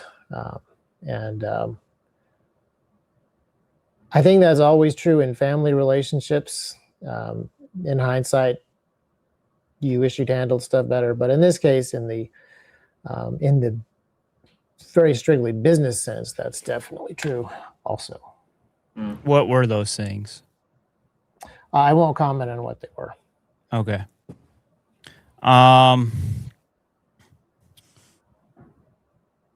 Remember, I'm trying to protect people at TREX. I'm also trying to protect people that are no longer at TREX. It's kind of an odd position, but I hope you understand.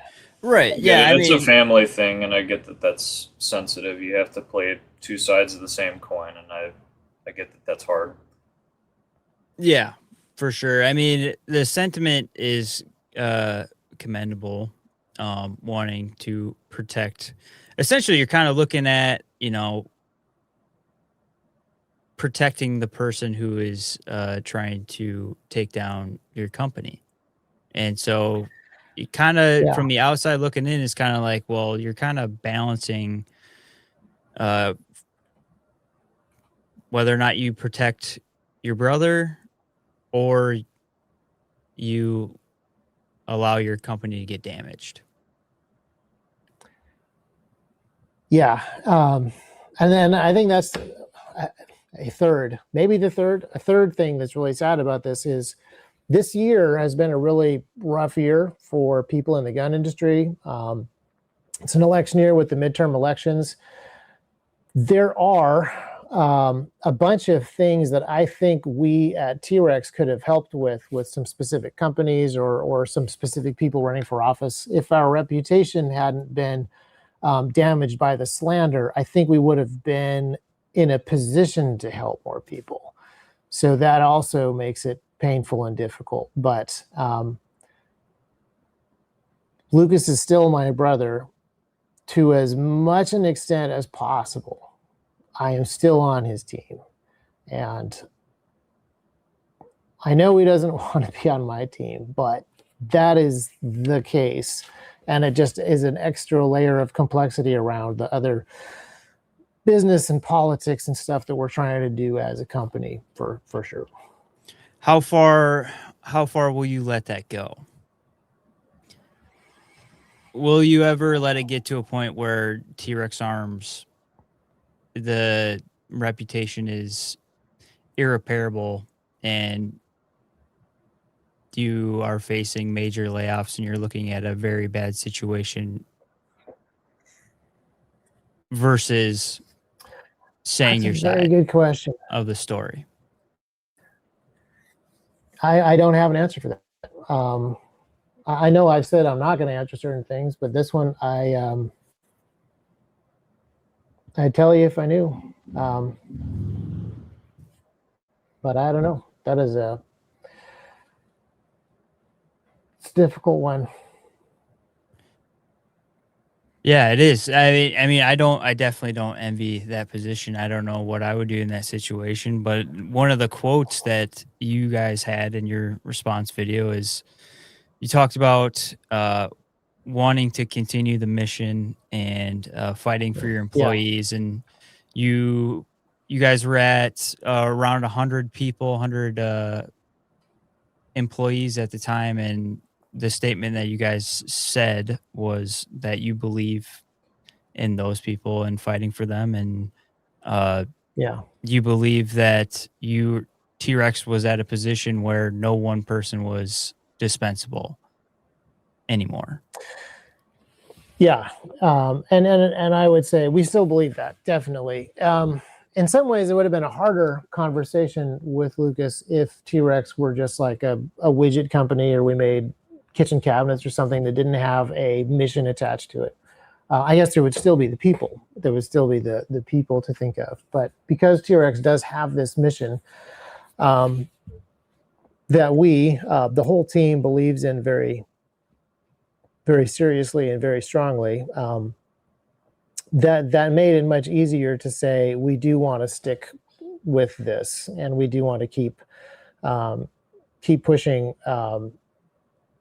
not just to make great gear, but keep pushing on the larger mission and the larger aspects of that mission.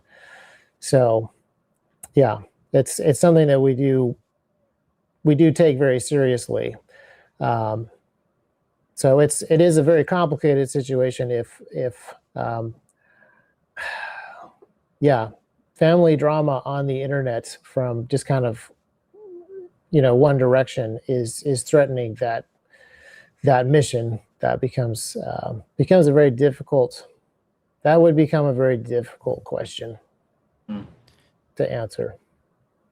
Yeah. What would you say to the employees that were laid off or let go because of numbers being down, in terms of wanting to keep things private? What would you say to the employee that would ask you, am I dispensable for being let go, in terms of wanting to not go against or talk about the false claims?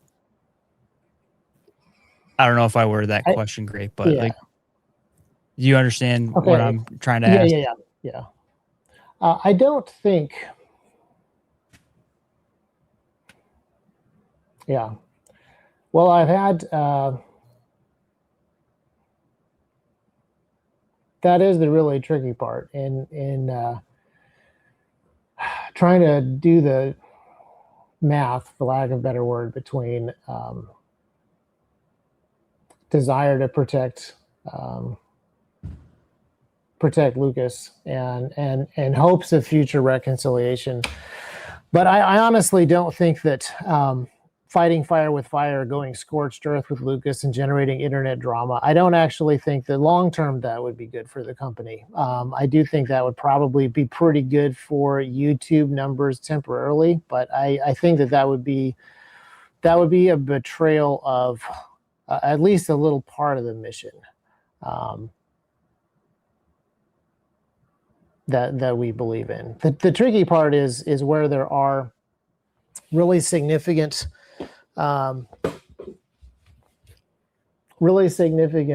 false claims, and I think that we have addressed those false claims for the most part. When there's something that can be addressed, just say that is not the case, and then try to let love cover a multitude of sins everywhere else, and continue on with the work that we have. Do you think that some of the people that are in TREX current ownership undervalued Lucas's part in the company, in the sales that he drove to TREX? I doubt that very much. In closing, do you have any closing thoughts? And then, well, let's talk about where TREX wants to go in the future, but we shouldn't close on that. Okay, that's a little sullen. Sorry. I was about to say, well, and that's the episode. Folks. Yeah, glad you enjoyed my bad. all of it. My bad. Let's not end that way. Thank you, Bob. That was dude, that was a brutal transition there. Okay, where do you see this? Where is there a plan to get past this, and what does that look like? I would say that there is not a. Go ahead. Obviously, I mean, the sentiment is that you have to pay Lucas. Would you agree with that? Is that step number one to getting past the situation? Oh, well, so there's multiple situations. Gun industry is just generally slow. Economy is generally slow. PR situation on the internet is what it is. YouTube is down, and we're in the middle of a buyout with Lucas. We want to get the buyout completed as soon as possible and pay Lucas for the shares as soon as he will take an offer. I don't think that gets us past the PR thing. I don't think it gets us past the other things. I don't think that that's the plan for taking TREX forward into the future, is just finish the buyout. But we want to finish the buyout as soon as possible. There's a lot of challenges in the industry around everything that I just mentioned. But the things that TREX wants to continue to do, in many ways, there will be no change. There will still be the same commitment to life-saving gear that's designed and made at a high quality. There will be a lifetime warranty, good customer service, rapid manufacture, and fast shipping, and all of those things. We still want to really excel at customer service, and we're still going to be engaged on the political front and on the educational front. So in many ways, that stuff isn't going to change at all. But I do think that there are going to be areas where we're going to have to pivot, like all the gun companies are going to have to pivot. We're going to have to figure out new marketing things.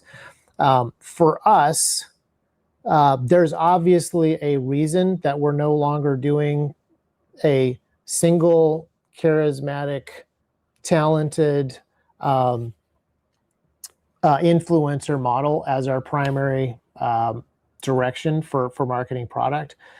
But I think you're going to see a lot of companies do that for other reasons as well. And so I think there does need to be a shift in the way that a lot of companies are marketing. And we have just a different, just different layer of that. So there are going to have to be things that get worked on and figured out. But I'm really excited about some of our products, like the Titan that we've just launched, some of the products that are coming. I'm really excited about opportunities, and we're doing a lot of stuff where I think collaborations are much easier and much better now. And so I'm really excited about some of those, some of the companies that we've been working with. So that's an area where I think the gun industry has a lot of room to grow, and a lot of opportunity. And so I'm excited about that. But there's also just no shortage of work to do. We got a really good first step on this big, beautiful lawsuit. And I'm sure that's going to drive suppressor sales if it's not appealed next week. If it is appealed next week, there will just be a whole bunch more work to do. And in the meantime, we're going to have to figure out how to fund some of that work with sales. But we're also going to have to just, on the cultural side, get people the gear that they need to protect themselves in bad situations, the gear that they need to train, just be a part of that, well, the cultural war, as well as getting people equipment. So I'm excited by the work, and I'm excited by the opportunity to get more people in the work, involved in the work, because there are so many places for people to pitch in and do stuff. And I'm actually a little bit I'm saddened by, I mean, a lot of the stuff that we've talked about, and I'm saddened that YouTube is squashing GunTube for all of its faults, and I think that TREX has found some of them recently. GunTube is a place that should have an actual voice, and there should actually be freedom to talk about and demonstrate stuff. I was talking to a guy at Goals who has invented a new firearm that I'm pretty excited about. And I asked him, how did you learn how to do this? Because he's not a formally trained gunsmith. He said, I learned all my gunsmithing stuff. He is an engineer. I learned all my gunsmithing stuff on YouTube, but none of those videos are up anymore. Those were some of the first videos to go, were the gunsmithing and how to make gun videos. So those are gone. So he said, so I don't know where to recommend that people who want to do this go. So there's a good time we to... we have so much stuff that we need to build, and so much stuff that we need to do, and so much stuff that we need to organize. And TREX will have as big a part in that as we can. We're going to push on as many fronts as we can. So where do you see TREX being in 5 years from now? What does that look like? Well, a lot of gun sales, gun industry sales are cyclical. So I think that the industry as a whole will see sales up in a while. I'm not sure whether that'll be elections that drive it, or emergencies, or an economy rallying, but generally speaking, things come back. But we have some software tools and some new organizational kind of stuff that I think will be incredibly effective for the industry. I think that in the future you will maybe think about TREX less as a YouTube channel, and more as providing services to people and to the industry in kind of a wider way, I would say. Is there anything specifically like branching out from there, or? Probably nothing I'm ready to talk about quite yet, but just collaborating with more companies, being a conduit between political activism and manufacturing, bringing more raw material and manufacturing stuff into the gun industry, just kind of attaching that to as many other economic engines and as many other groups that are reindustrializing America as possible. Some of those connections are really important. But in terms of like stuff specifically for our crowd, Range Day, our training app, has a lot of cool stuff coming to it very soon.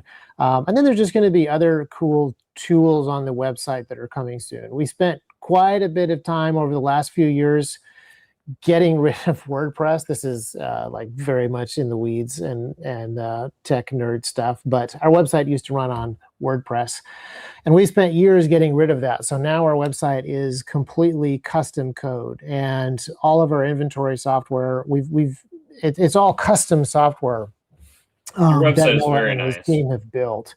And a lot of tools that we built for the website were just really painful integrations with WordPress. And now it's all custom code that we run and understand and control. And there's all kinds of stuff that we can do now that we haven't been able to do in the past. So yeah, there's cool stuff coming. Some of it's going to be cool to end users. Some of it's going to be cool because it will let us do tech nerd things behind the scenes. But all of it is going to go towards the mission. I think now I will. No, I have a couple more questions. We're not gonna end how we normally end. We usually totally butcher the outro. I did tell you I was gonna watch my camera battery, so it's at 14%. So let's roll, and I'll give you a 5% warning. We'll get out after these couple questions. I would say, or I want to ask you, what would you say to the customer who, because obviously you're not the people that are very outspoken and have already made up their mind, you're probably not going to change their mind. What would you say to someone who is on the fence, whether or not, if they can trust T-Rex or not? Like, what would you say to that customer? I would say ask around. I would say, are we still shipping good product? Are we still honoring the warranty? Are we making something that's useful to you? If we're not making something that's useful to you, you shouldn't actually buy from us. I think we would be pretty untrustworthy if we just wanted to sell people stuff that they didn't need. I would say if we can help you get gear that you really need from us or from somebody else, and other people are genuinely being helped, and they can see that the actions are trustworthy, then you should trust us. But I would actually say at this time in the internet, you shouldn't listen to too much outside of people that you already trust, and you should really be looking for actions, very specifically, actions over words. And that applies to everybody, but I would apply it to T-Rex for sure. Okay, my final question for you before we head out of here. If your brother was sitting here with us, what would you say to him? Or do you have anything to say to him? It doesn't sound like you guys talk much. Oh, I would... I'd ask him to call mom and dad. That's what I'd say.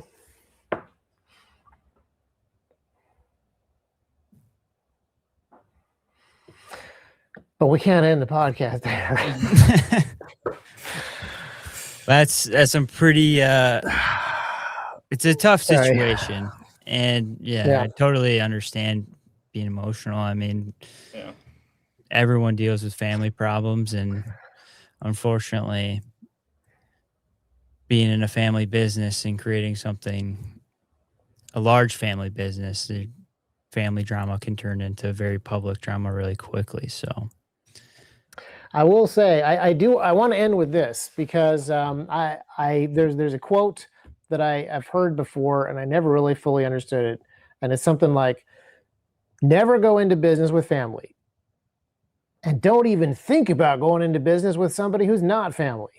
Well, now I understand that quote completely.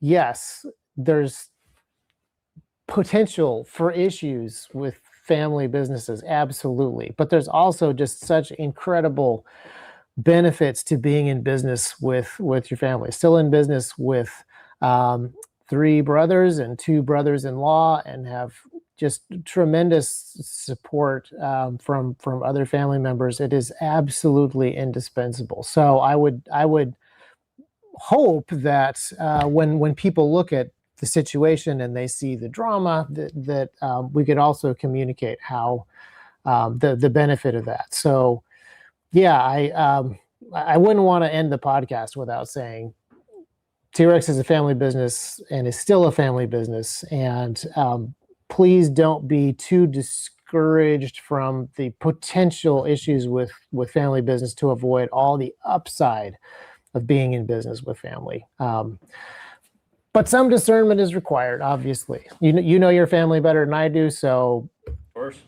Yeah. figure out how to make that call yourself. But I recommend it, and yeah. Okay. Even in what are obviously some of the obvious bad sides, there are still tremendous good sides. So, yeah. Well, Isaac, thank you so much for joining us and giving us your time today. We really appreciate it. For the listeners, You're welcome. Go down to the description. Go check out all the links to support Dugan Ashley. Anything that you can do to support him will make a big difference. So go do that. And then, if you like this, subscribe, share with friends. Yeah, let us know in the comments how you feel about family businesses. Sounds like fun. Hey, I had to say one thing real quick. I want to end on this note, actually. So I watched some of the shorts on your YouTube channel, and those are from a long time ago. Yeah. What are your thoughts there? So I understand that, but I have to say the quote. I forget who the guest was, but you were talking about night vision for blind people. Yeah, Braille night vision. Yeah, that was one of the funniest things. Yeah, that was with Ethan Middleton. Yeah. That was a Middleton made. Yep. I guess I will do this podcast. Yeah, I'm glad I did.